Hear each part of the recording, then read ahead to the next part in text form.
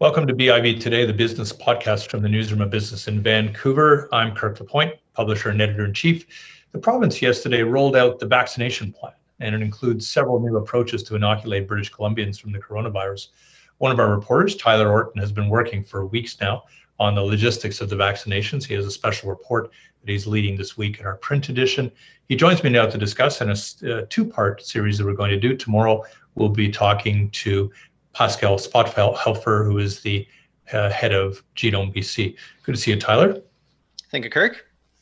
Well, listen, let's take a look at some of the changes in this, because British Columbians were anticipating a certain rollout, a certain speed of it, a certain queue even. Let's talk a bit about the queue and how that's shifted a little bit.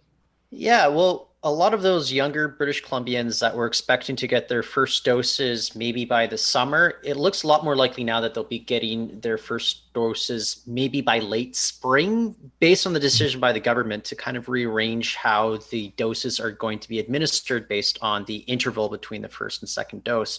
It is going to be a noticeable acceleration, especially compared with other provinces across Canada. I think only Quebec is looking at something similar. Yeah, we can talk a bit about that interval because it's a little controversial. But before we get to that, does a position by age? Does a position by geography? Is it occupation? What's the queue really look like here? It's going to be a couple different factors. So initially, BC is focused on different age groups. We'll be starting with those 80 and above initially, and it will go then in descending 5-year age brackets after the first few weeks. But the other thing that has emerged, though, is that we do have the Serum Institute of India, which is manufacturing essentially the same recipe as the AstraZeneca vaccines. First shipment is due to arrive in Canada on Wednesday, March 3rd, and that's going to be about 500,000 doses. Now, Dr. Bonnie Henry, she said during the unveiling of further details on Monday that if you are an essential worker, if you are, say, a first responder, you may be given the opportunity to accept those essentially AstraZeneca doses and bump up ahead of your age group. But if you're not a fan of those Covishield doses that will be coming in, as they're known, as that vaccine from the Serum Institute is known as, then you could say, well, maybe I'll go back to my age cohort that I would originally be getting the vaccines from. And so maybe I would get Pfizer or Moderna instead. There's some potential here for what a lot of people are calling vaccine shopping. And I wonder if that's going to cause a little bit of controversy as some of these cases kind of pick up moving forward. And by cases, I don't mean, cases of COVID-19, of course. Yeah, does it mean that, say, I don't know, if a frontline worker could get two doses, get two different vaccines?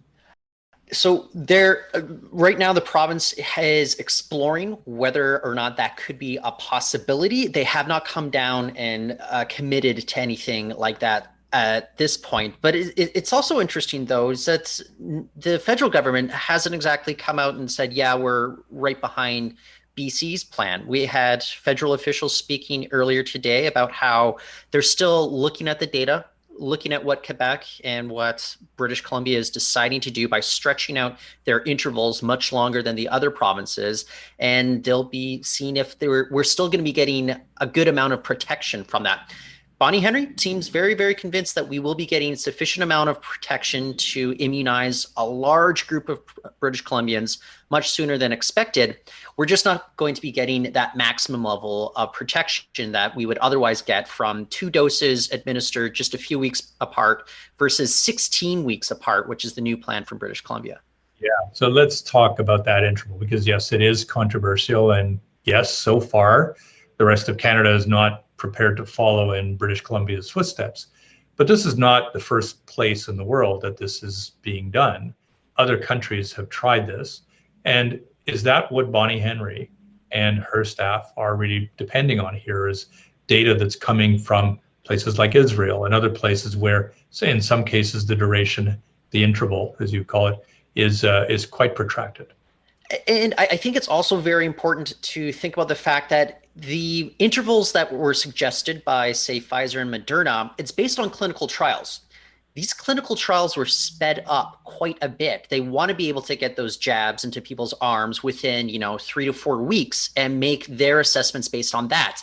We haven't had the opportunity for us to see what would happen for our levels of protection if we are administering those jabs about 4 months apart, which is now British Columbia's plan. But look, we've been administering vaccines since December. More and more data is coming in, not just from BC, but from other countries, which is showing that there's still a very strong level of protection once you get that first dose. And if you can stretch out that interval more and then administer that second dose much further down along the path, that it's essentially a booster shot that the body is going to remember. And it's going to give you that additional layer of protection, which is what they're counting on to get a lot more British Columbians vaccinated much sooner.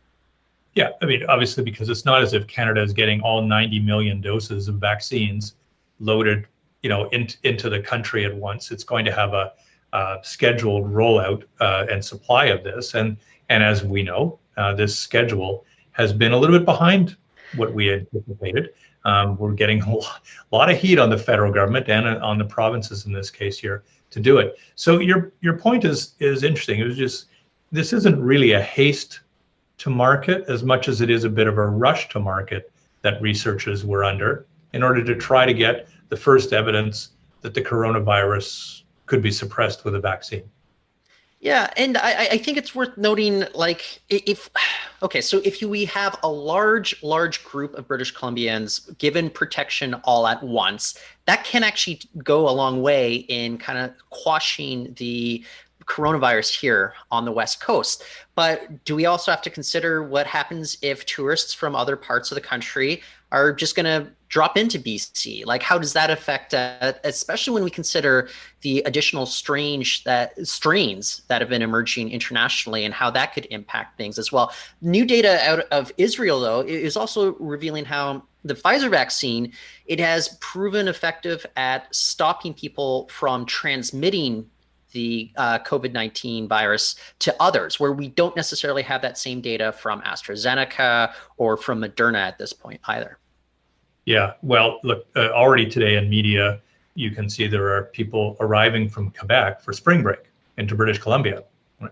So ultimately, if the rest of the country doesn't somehow follow suit, doesn't take a look very carefully at providing a lot of first doses faster to a larger cohort, waiting a little bit longer for the second dose, what do you think ends up happening here? Do we end up geographically isolated from the rest of the country until the fall somehow? It's going to come off like a very fragmented way of addressing this pandemic. As you say, we might be in our own little bubble, but I think the premier here, John Horgan, has articulated before why it's going to be a little bit more impractical to try to turn BC into its own bubble versus, say, other provinces, just when you look at the number of highways cutting through provincial borders. So that's going to be something that's going to be difficult to carry out. One thing that might happen, though, is the federal government looks at what the results are in BC. And the problem is how long can you accurately determine? Is it going to be like maybe 6 weeks, 8 weeks before you make a determination that BC's path makes sense for the rest of the country and then make that recommendation? It just might be like we're a couple weeks ahead, or we can determine this is not actually going to be working out for us. And we could end up months behind the rest of Canada. I think what we're embarking on, it's going to make us a little bit unique compared with the rest of the country for until essentially this is kind of, put behind us, the pandemic. I know we like to think of ourselves as being rather different than a lot of other Canadians, and that our province has a kind of a distinction of all of it, as do I imagine every other region in the country. But this is one here where the risks don't seem all that significant in order to do this, unless what we start to see in about 2 or 3 or 4 weeks among those who have been vaccinated, that there's still cases occurring, that it's not as reliable in terms of providing that immunity, in which case you presumably have a chance to say, stop the train, we're going to go back to plan A. Yeah, and the interesting thing that I'll point to as well, though, is they've been looking at how cases in long-term care homes have been dropping exponentially as these doses have been administered. You get one dose if you're a resident or a staff member there, and in some cases, there's been like maybe one infection in the ensuing weeks or months. Like it's just dropped down to almost nothing at that point. So there are a lot of signs that this could be effective, that we are offering a lot of protection. And as you say, that the risks might be minimal. But it was interesting. Deputy Health Officer of Canada, Dr. Howard New, he was talking about how we still have to weigh that balance about maximum protection versus, say, immunizing as many people as quickly as possible to get more of that, kind of widespread protection. So do we ramp up plans for herd immunity? Perhaps. It's just not going to be at maximum efficacy as we would with two doses in our bodies at this point. Now, we're a year into chronicling the caseloads, the hospitalizations, of course, the horrible death toll out of all of this. But I wonder, just we can talk for a minute or two here as we conclude about what the psychological impact might be if British Columbians start to see caseloads really rapidly decline. They get down into the, from 400 or 500 down to 100 or 200, down to something below 100 every day in terms of new cases. Is that also, you think, part of the overall calculation among public health officials that in order to deal with not just physical, but mental health problems that are ensuing as a result of being essentially on guard for a year now, that kind of addressing this and knocking the numbers down can go a long way beyond even just the sheer physical toll, but can really help the psychological toll that it's taking.